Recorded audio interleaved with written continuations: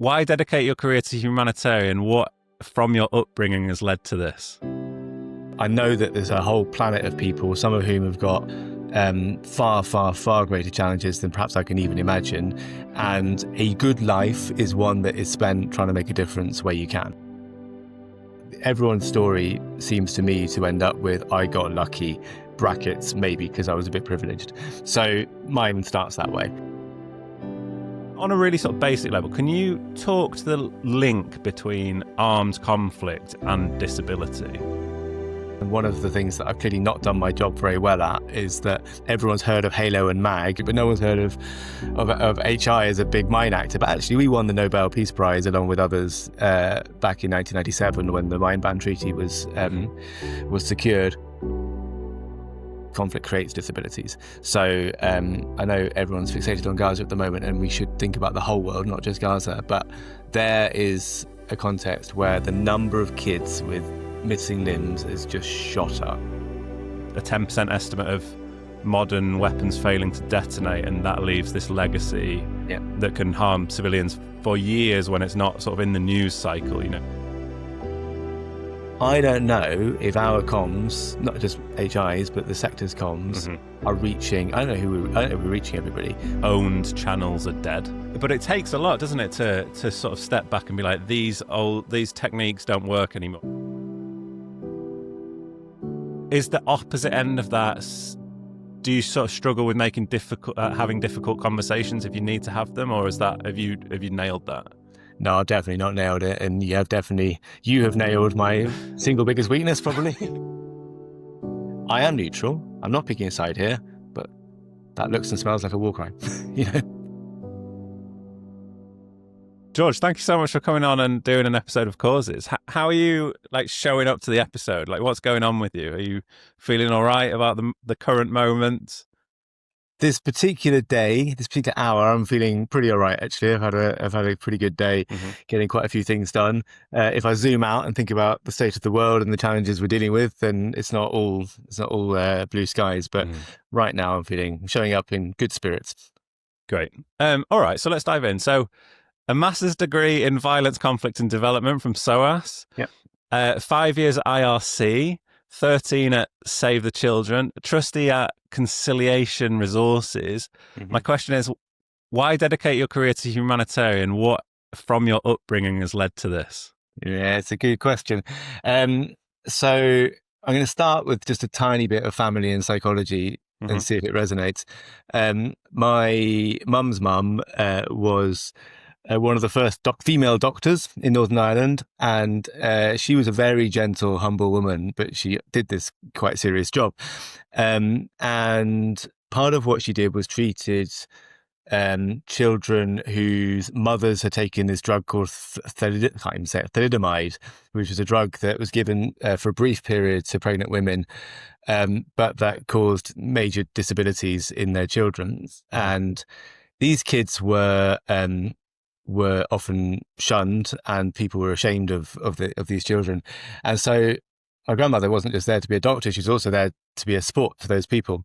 So I had that in my upbringing, and that's the sort of vibe I was getting from my mum. And then from my dad, a completely different vibe, but also relevant. His family were all in the clergy, also in Ireland. So they're all thinking big picture thoughts about souls and so on. So I've got these sort of things in my head as a kid. I mean, going right back to when I was a kid. And it's going to sound super high-minded, and it is pretty high-minded. But basically, I felt right from back then, I'm very lucky to live the life I live. I know that there's a whole planet of people, some of whom have got far, far, far greater challenges than perhaps I can even imagine.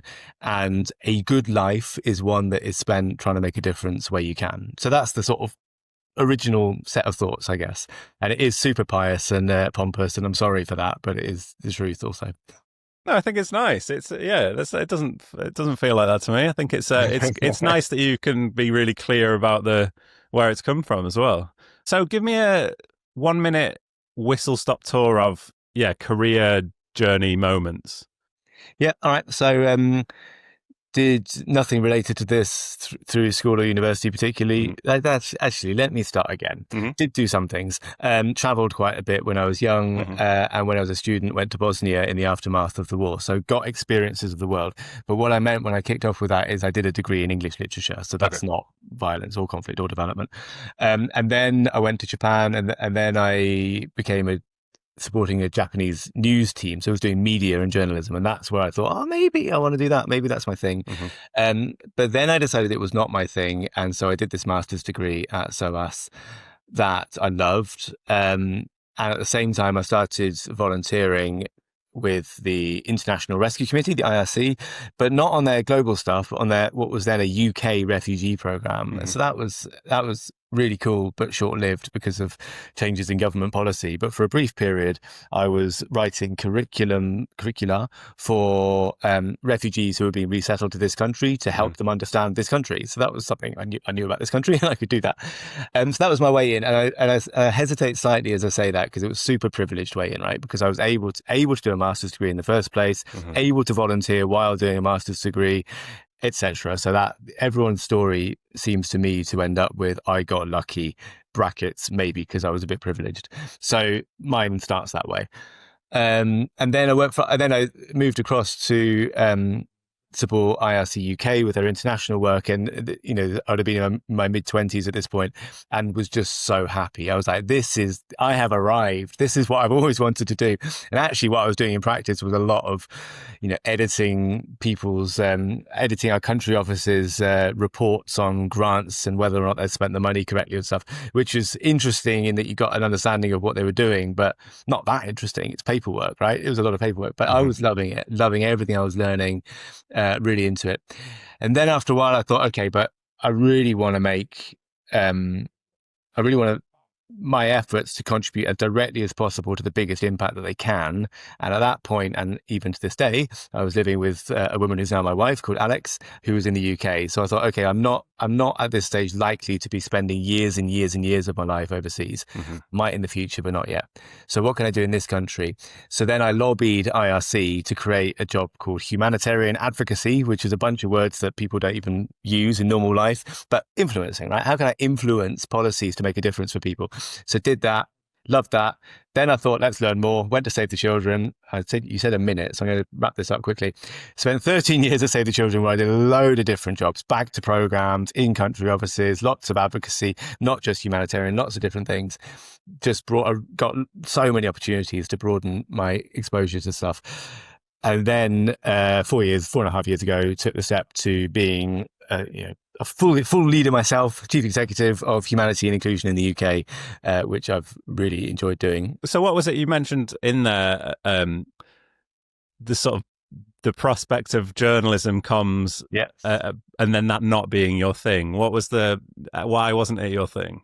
Because I think I thought quite quickly that journalism is a very, very tough game, and that you have to be pretty cynical if you're going to have a career and in it. And obviously there are some journalists who manage to have the dream career where they only ever do good stuff, and they're very lucky, but there aren't very many of them. And most of them have to just do what the editor requires, and that's often not, your show's called Causes. I'm completely 100% cause motivated. At this point in my life, we were doing some really interesting reporting with this Japanese company on the politics in Britain. This was the build up to the Iraq War. So I'd be very happy to have done that sort of stuff forever. But mainly I was doing journalism on finance and on things like whether the yen was rising or falling against the pound. And I just didn't care. And I thought, well, I don't think I've got the stomach really to commit myself to the journey I'd have to go on to get to where I really want to be. So you mentioned you mentioned humanity and inclusion sort of briefly, the sort of about us boilerplate, I guess. But can you just expand on, for people who haven't heard of humanity and inclusion, what is it? What's it here to do? Yeah. So we were founded 40 years ago in response to needs in Thailand from people crossing the border from Cambodia, some of whom had lost limbs as a result of landmines. So that's the original. All those things, people without limbs, people with disabilities, landmines, are all flavors that are very relevant to the modern HI. And we were called Handicap International, which is still our name in non-Anglophone countries, so Handicap International in French. And so back then you had the likes of Médecins Sans Frontières and the Red Cross providing emergency healthcare and surgery, but they had no capacity to support people who'd lost limbs to rehabilitate and to learn how to make prosthetics, use prosthetics, and walk again. And so that's the origin. And then since that time, HI has expanded, working now in more than 50 countries and doing a mixture of that sort of physical rehabilitation type work, also a lot of mental health type work. Also still quite a big actor in landmine clearance. And one of the things that I've clearly not done my job very well at is that everyone's heard of Halo and MAG, but no one's heard of the Mines Advisory Group, but no one's heard of HI as a big mine actor. But actually we won the Nobel Peace Prize along with others back in 1997 when the Mine Ban Treaty was secured. And then also more broadly working on disability inclusion in schools and in society and people's livelihoods and so on. On a really sort of basic level, can you talk to the link between armed conflict and disability? Like, why are these two things profoundly linked? So I'd say there's sort of two sides to it, and you think about the current conflicts that are going on right now, of which there are many, and the one that's probably most prominent in people's minds is Gaza, also Ukraine, hopefully also to some extent Sudan, and also many others. And if you think about those, you've got people with existing disabilities who suddenly find, as everybody's finding, their world is turned upside down. But if you have a disability, that can have a very, very serious effect. So if you're crowded into a shelter of some description, for example, without access to not just the sort of medical type support that you might need, but actually just the sort of basic life support. Like, how do you keep yourself clean if you haven't got the ability to keep yourself, if that's something that you find difficult, or how do you, but also how do you remain mobile if mobility is something that requires prosthetics, or what we call orthotics, so crutches or wheelchairs, assistive devices. And also, obviously, lack of access to medication and so forth can have a hugely negative impact, a very disproportionately negative impact on people with disabilities. And the humanitarian system, which I know very well from my pre-disability focused days at Save the Children, is really not very thoughtful at all about the needs of those people. And that's something I'm quite evangelical about now that I have my eyes open to it. That's one side. The other side is, of course, conflict creates disabilities. So I know everyone's fixated on Gaza at the moment, and we should think about the whole world, not just Gaza. But there is a context where the number of kids with missing limbs has just shot up. It's, I mean, the figures are uncertain, but is it 10 new kids a day, 15 new kids a day losing limbs? And they need not just the life-saving surgical care, but then they need help to live with limb loss. And that's what we call rehabilitation. And that's long, important work that makes a transformative difference, or when it's done, makes a transformative difference for people. So those are the two links, I'd say, between conflict and disability. Yeah, let's just talk about your involvement in the sort of the fight against explosive weapons in populated areas. I mean, you've talked about Gaza, and I also saw when I was doing some research, as you've said, you noted the sort of unprecedented prevalence of amputations and spinal cord injuries among civilians. I also read about there's a 10% estimate of modern weapons failing to detonate, and that leaves this legacy that can harm civilians for years when it's not sort of in the news cycle, decades kind of thing. The question I want to ask is, at this point, it's August 2025, what do you think the most effective thing humanitarian organisations should be doing? I guess I'd sort of caveat this with UK humanitarian organisations. What's the most important thing they should be doing to sort of most likely reduce catastrophic civilian harm in Gaza? In Gaza, wow. Where to begin? So As you were asking that question, and as you reached the end of it, my mind sort of zoomed to the big picture. So, to answer the question about Gaza, you know, the most important thing, which we've been saying for almost 2 years, is there has to be a ceasefire, because it's the violence that is causing all the harm, obviously. So what can we do as humanitarians? Well, we can be unequivocal about calling for that, and obviously I think everyone is now calling for that. I don't think we're alone anymore. But there was a period at the start of the war where people were talking about Israel's right to self-defense, and somehow it being a legitimate war. Um, and th- and this is where all the sort of thinking and campaigning I've done for years on explosive weapons kicks in. That those of us who see the impact of war know not just how really unimaginably awful it is in the short term, but also this incredible long tail that it has.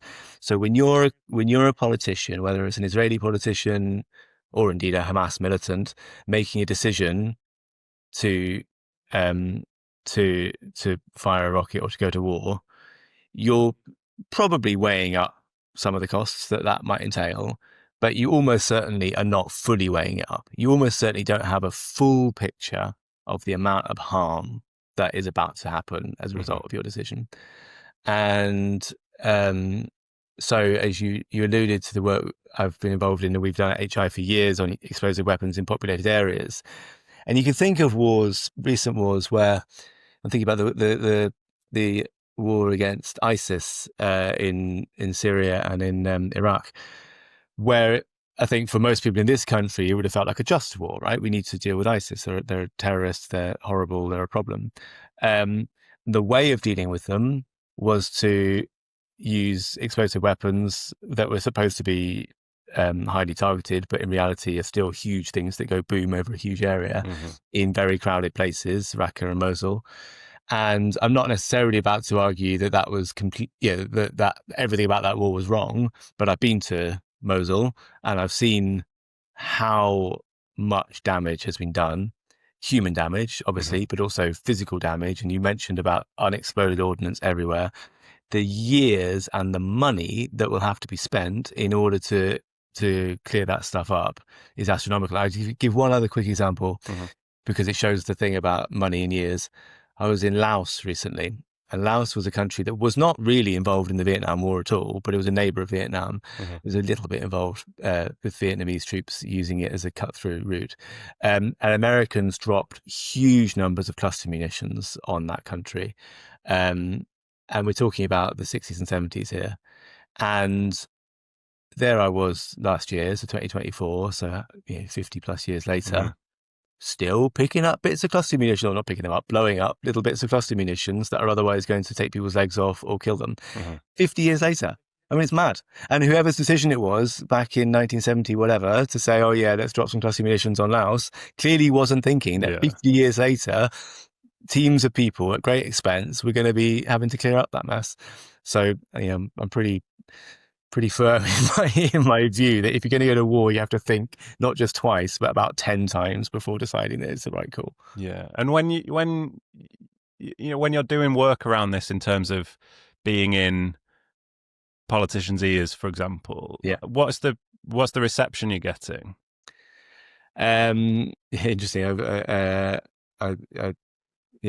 thinking about a few recent interactions with different ministers.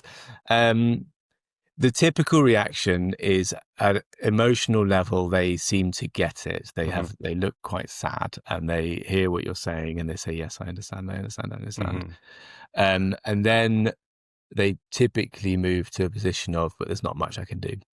And now, obviously, international politics is really hard. And it's not like a UK minister sat in Whitehall can click their fingers and change the world. They can't click their fingers and stop the war in Gaza or in Ukraine or in Sudan. That is true. But it's a very disappointing short journey from, oh my gosh, that's awful, to, but there's nothing I can do about it. As a humanitarian, we're pretty careful to maintain our neutrality and not to get too political. But obviously in a situation like that, you do say, well, here are some things you could do that might make a difference. The context that we're in now in terms of aid cuts, various countries.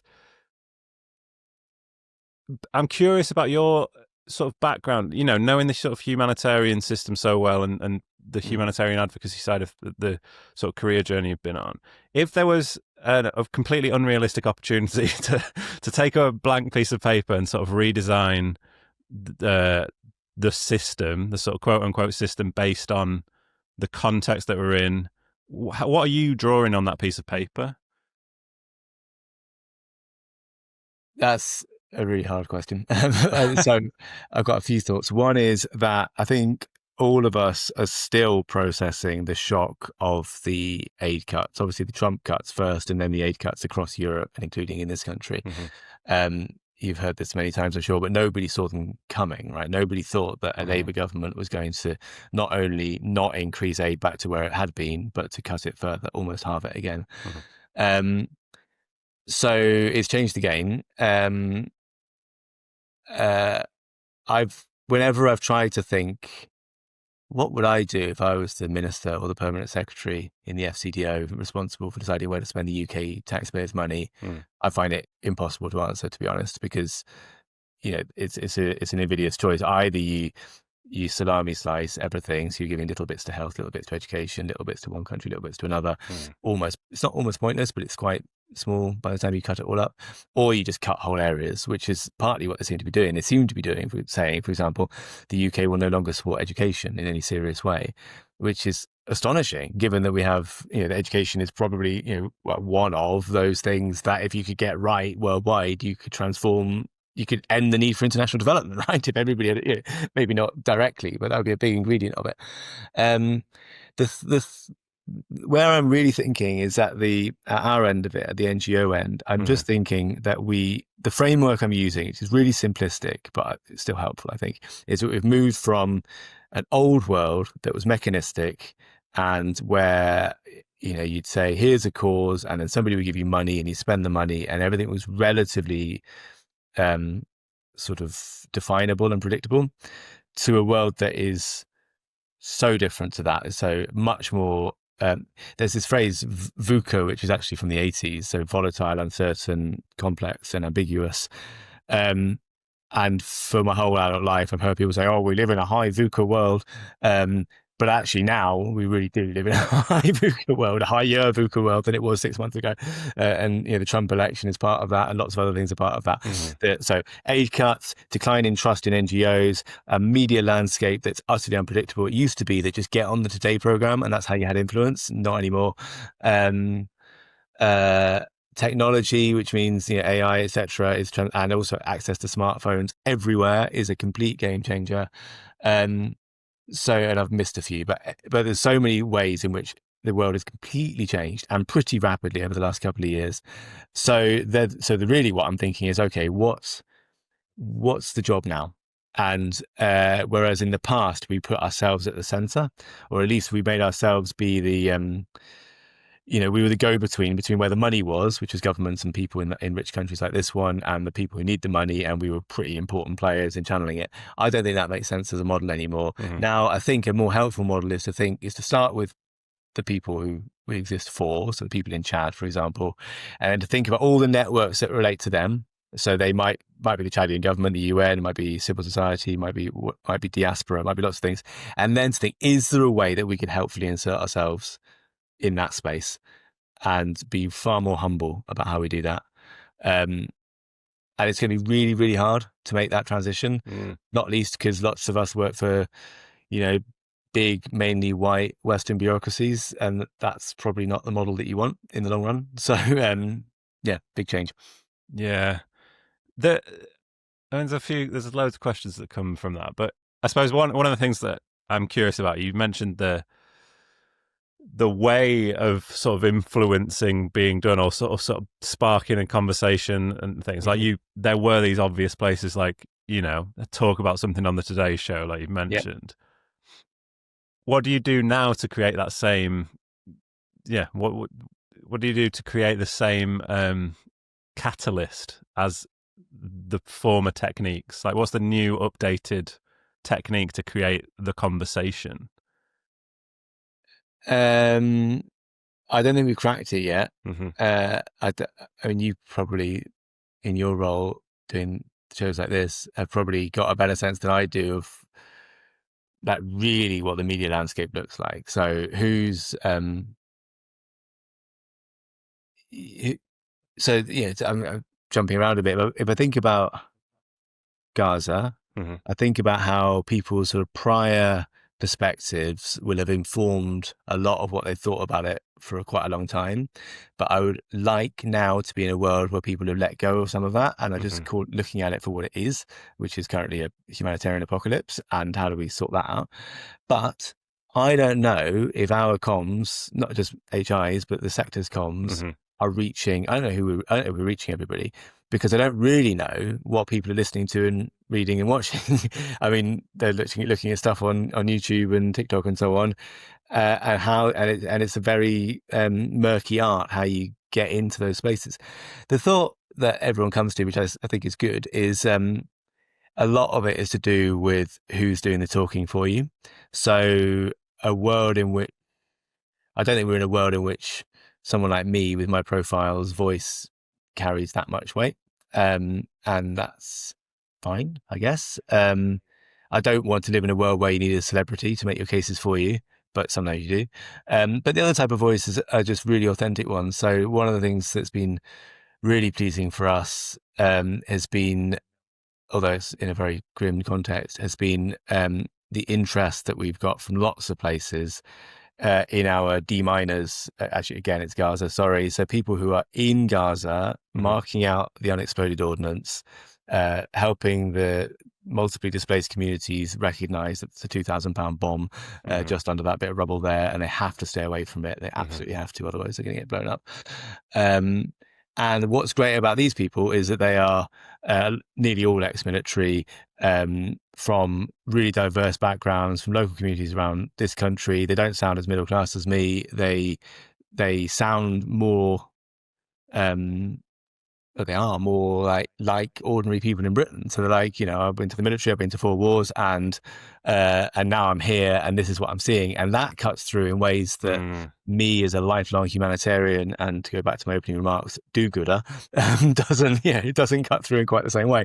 So that sort of thing, but it's not the final answer. It's just an answer. Yeah, yeah.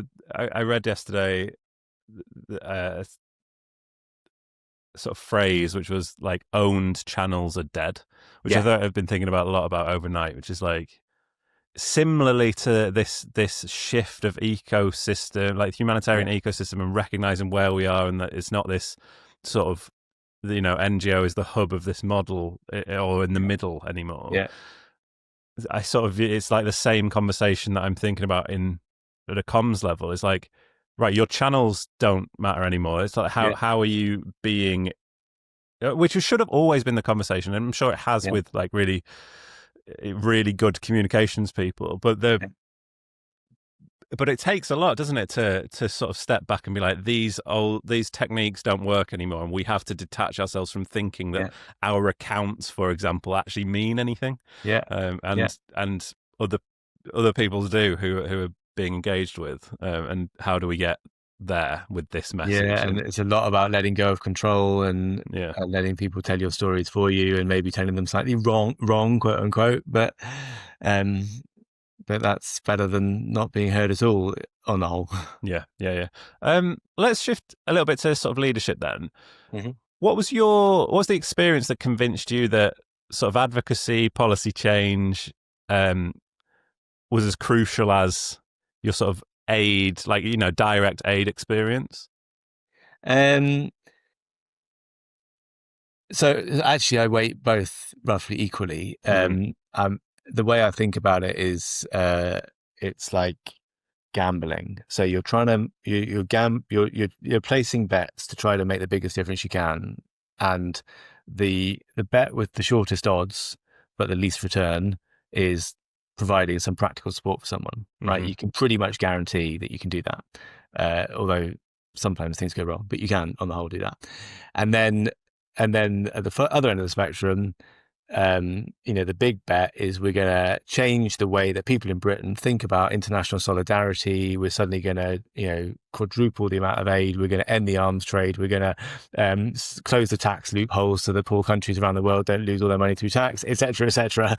Let's go there. And that's a massive bet. The chances of succeeding are super low, but maybe that's quite a good bet to make, because if you won, it'd be amazing. Yeah. So I'm pretty agnostic, actually, where you go between them. I just think do it intelligently. That metaphor it's a really clear metaphor. How did you find the transition to leading a whole organization? Like, what were the hard lessons for you as George to be like, I messed that one up? So I'm really quite ambivalent about me as a leader. So part of my problem is that, and again, sounding really high-minded, but it's true, I really struggle to think in terms of hierarchies. So I struggle to think that I'm in any way sort of more senior or more authoritative than anyone else. I've slightly evolved over the years as I've spent more years in senior roles and as I've got older, because now I realize that there is actually a lot that I know and that I've got, that I've got relevant experience about that does make me slightly more useful in some situations. But it's still my default. So I find it very hard to sort of act like a sort of classical boss. And I have to keep being on my guard, not to let my guard down too much. So not to be the guy who goes to the pub and is like completely over frank about everything. And then, because obviously I am everyone's boss and they talk about me, so I need to be a little bit careful. And I find that quite hard. There's a very common phrase is imposter syndrome. And actually, I don't think I've really struggled with imposter syndrome, but I have thought, and it's not, I can't quite think why. I think my thought process is this is going to sound so arrogant, but I've been given the job by someone else. Either I'm good at it or I'm bad at it. If I'm bad at it, obviously I'll try harder to do it better. But they're the ones who gave me the job, right? So they didn't have to give me the job, but they did. So therefore, and this has taken a bit of processing to get to this place, because it's a psychologically safe place of thinking, I can screw up occasionally, and that's probably fine, because it's not all like there was a decision to put me in this position, and I'll just do my best. And if my best, my best will almost certainly be good enough, and hopefully be a little bit better than good enough.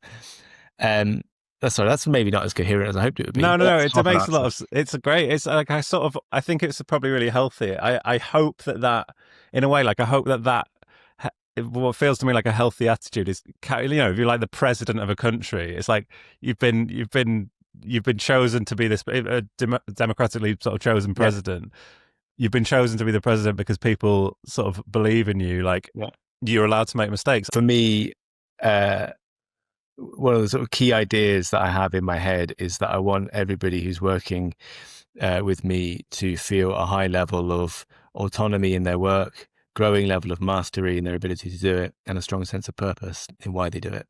And that's from Management 101 somewhere. I mean, that's something I picked up from somewhere else, but it's quite a helpful framework to keep coming back to. And I think about each individual in my team, and I think, how are they feeling about their work, and do they feel that they are being excessively micromanaged, in which case they're not having the autonomy that they have a right to aspire to? Are they feeling like they're getting better at something? Because that's a really big motivator. And of course, do they feel that it's worth doing? And on that last point, the purpose point, one of the things I try to do a lot is to link everything we do to the reason we do it. I'm curious about I guess your default ideal is this like flat sort of structure. This hierarchy is a thing that you have a bit of friction with. You mentioned about, it'd be really easy you've got to have your guard up around sort of going to the pub and saying too much kind of thing, which I think is so sort of human. But I suppose the counter to that I'm curious about delving into is, if you're like the guy that wants to deep down to like go to the pub sometimes, and how do you is the opposite end of that? Do you sort of struggle with having difficult conversations if you need to have them, or have you nailed that? No, I've definitely not nailed it, and you have nailed my single biggest weakness probably, which is being a harder nosed. My yeah, I mean my strong preference and my default style is Mr. Nice Guy. Um, if I'm trying to justify it, I will say, and I think this is true, that well, so far it's proved to be a pretty good strategy in my career. And if I'm nice, 9 interactions out of 10, that allows me to be a bit critical on the 10th, Hmm. and I've earned lots of trust, and they know that it's coming from a good place. Hmm. And other managers or leaders might say, "What? Only 1 in 10 interactions is actually being critical," and obviously these are arbitrary numbers. And I'll say, "Yeah, I'm sorry, I am like that."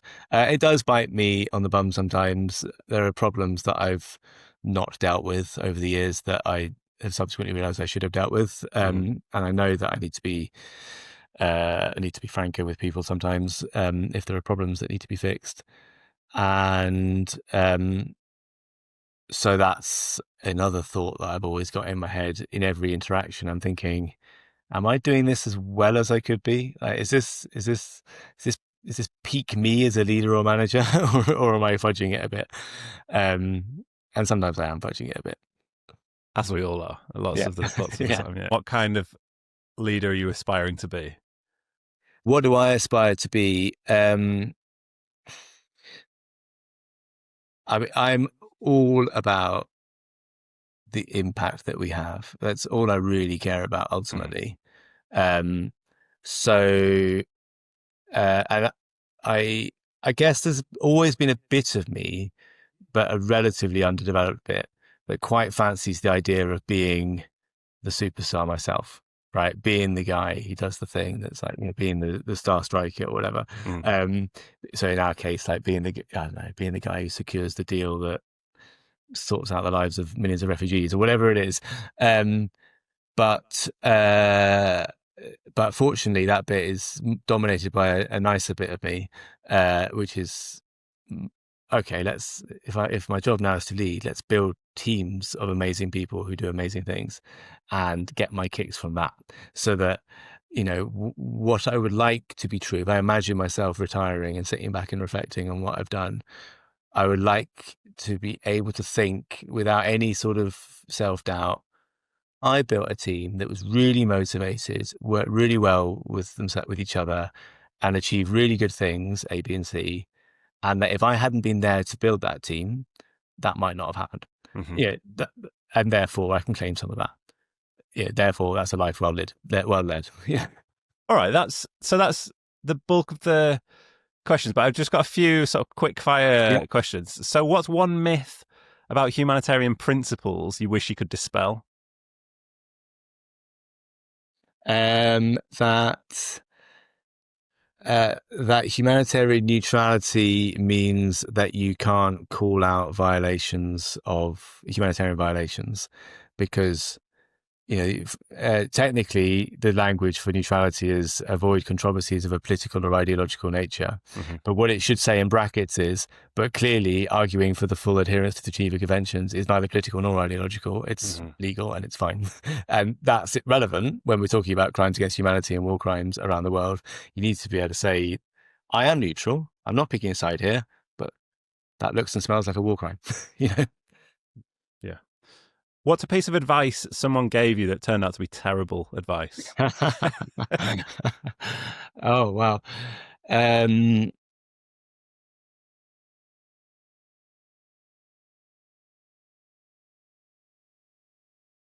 uh,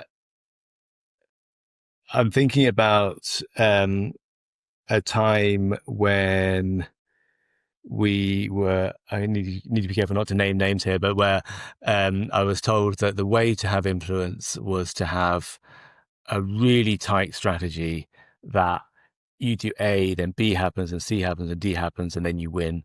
And I've never seen life work that way. And I think it's the opposite. I think you make connections and you look for happenstance and things that just come along that you seize on, and that makes the difference. A lot of the context of our conversation has been around humanitarian crises. You look around rising needs, division, the funding squeezes, conflict, climate change. It's very easy and right to feel deflated by all of this. Mm-hmm. What gives you hope? So I'm actually more motivated than ever Mm-hmm. because I think human beings over the course of history, this is a big thought here, have actually got kinder in lots of ways. I mean, I know we live right now in a world of a lot of nastiness, but history's full of nastiness and a lot of often even more savage nastiness. Mm-hmm. And now we live in a world where people actually do care about people around the world. You know, if I think back to my grandparents' generation, talking about my lovely grandmother, but I'm also sure she was probably quite racist because she probably had absolutely no sense of what it felt like to be African or Asian. I mean, maybe she wasn't. I don't know. She's dead now. She can't answer back. But I would imagine from that era, that's how she thought. And I think I know we've got racism now. And I know we've got lots of nastiness now, but I think that people actually are kinder. So I think that international solidarity is there. And it's just we're being attacked by all the chaos and the bad actors. But most people's hearts are in the right place. So it's a really exciting but hard job to be part of that movement of people that's trying to say, okay, wonderful humans, let's get the better side of our natures out and let's do some really cool things. So I feel honored and I feel, as I say, more motivated perhaps than ever to try and do that. Yeah. George, thank you so much for this. The last space I want to give is, thinking about this audience, people who are in the charity sector, probably skew international development with an interest in their own sort of development. Is there anything on your mind that we sort of haven't spoken about that you want to open space for? Well, I think the international development sector is radically changing. I think the story I gave of my own journey into it, I talked about my privilege. I talked about working for free as a student, which hopefully doesn't happen too much anymore because hopefully people get paid. But of course, that means there are fewer opportunities because there's not enough money to pay everybody. Also, the future will have to be much more decentralized and less strong in this country. So I'm sorry to paint a slightly gloomy picture for people coming into the sector, but I think it will have to look different. I think I'm incredibly lucky to be playing a leadership role as a white middle class guy from a generation that basically, if I'm really honest, was a little bit white saviory, and here I still am. And I tell myself, I hope it's true, that I've got a useful few years left in me to sort of help the transition to a much more diverse and much more genuinely global and local way of doing this stuff. But that future will look and feel really different for people going into the sector. I don't know how positive or helpful an answer that is, but that's where my head is. I think it's great. Yeah. George, thank you so much for doing an episode. No, thank you. It's been a pleasure.